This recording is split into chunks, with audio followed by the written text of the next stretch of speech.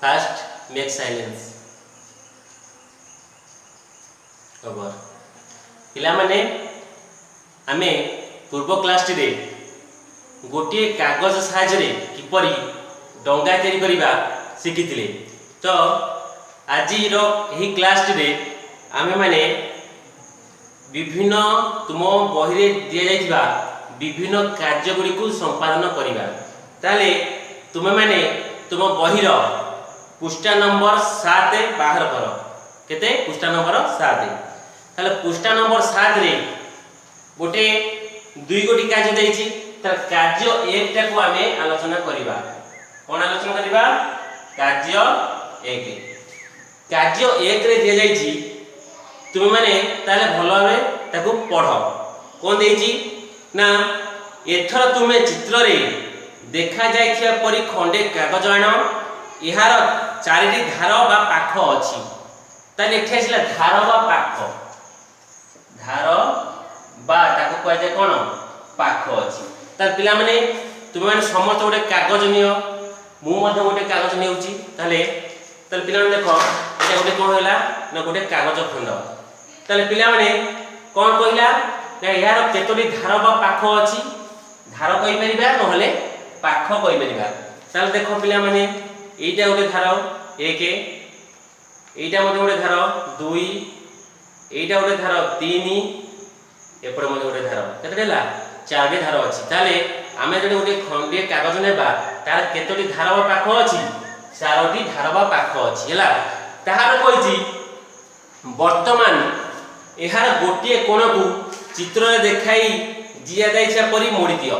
गोटिए कोण को देखो तुमर चित्र दिया जाइछि एही परि कोण कराइ छि ना देखो तुमर जो 3 नंबर चित्र देखो 1 2 3 3 नंबर चित्र रे देखो कोण कराइ छि ना एही परि कागज रो कोण गुडी को मोडा जाई अछि। तुमे कोन करिवो दुई गोटी कोण को मोडीबा आवश्यक नै। गोटिए कोण को प्रथम मोडी दियो। एही परि भाव रे गोटिए कोण को कोन कर मोडी दियो। ताल देखो पिला एटा गोटे कागज हला। एहार गोटिए कोण को कोन करिवि मु ना एही परि भाव रे चित्र रे दर्शाया दिया भली कोन करिवि मोडी दियो। मोडी सारला परे जतळे आकु मु कोन करि पुनस्थ कोन करि खोलिबि ताले मते तुमे माने पिला माने को आमे एठा गोटे कोन कहउचे गोटे आकार पाउचे नै। के भली आकार पाइले ना आमे एही परि गोटे आकार पाउचे हो कि नै। आमे गोटे देखो ए कोण को लक्ष्य कर आमे एही परि गोटे आकृति पाउचे। ताले एही आकृतिर नाम कोन तुमरे प्रश्न देइछि। ताले सेही आकृतिर नाम कोन ता पिला माने मन रख। एही आकृतिर नाम हेउछि कोन ना ताको कुआ जाय कोन त्रिभुज। कोन कुआ जाय त्रिभुज। बुझला पिला माने एही आकृतिर नाम होला त्रिभुज। बुझला पिला माने एहा पर कार्य 2 एहा पर देखा कार्य 2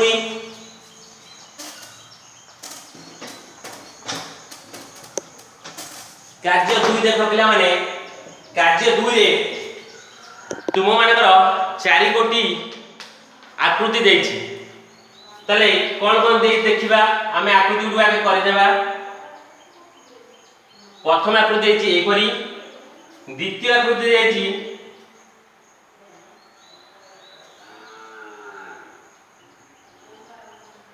एपरि। तृतीय आकृति देछि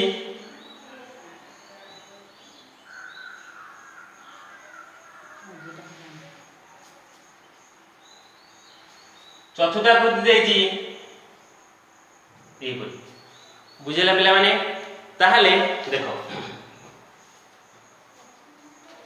ताले प्रथम जो आकृति देछि ताले एही आकृति गुडी को केमिति तयारी करिवो तुम माने बहिरे मध्य देइ देछि। एही आकृति गुडी को तुम माने किपरि तयारी करिवो बा केउ जिनिसर सहाय्य नै तुमे एही भली आकृति तयारी करि परिवो। त देखो एबे जे कोनसी तीनोटी काठी नै तुमे एही परि गोटी आकृति ही पाइबो। देखो को भली आकृति ना मु कहितली ए जो त्रिभुज आकृति हम केमिति पाइबा। ताले आमे माने घरे कोन करछे ना डीएसएल काठी व्यवहार करछे ना नै। ताले कोन करे पिला 3 गोटी डीएसएल काठी नबा। केतोटी ना 3टी कोन नबा डीएसएल काठी नेबा हला। डीएसएल काठी नबा जदि आमे खाली डीएसएल काठी नै करी आमे एही भली आकृति तयारी करिबा ताले हे परिबो कि संभव कि हेबो नाही काहे कोन ना डीएसएल काठी कोन हबो ना ता स्थान परिवर्तन हे जिवो बा से चित्रटी कोन हबो ना भांगी जाई पारे तेणु डीएसएल काठी सहित तुमे माने कोन देबो ना साइकिल भाल्व ट्यूब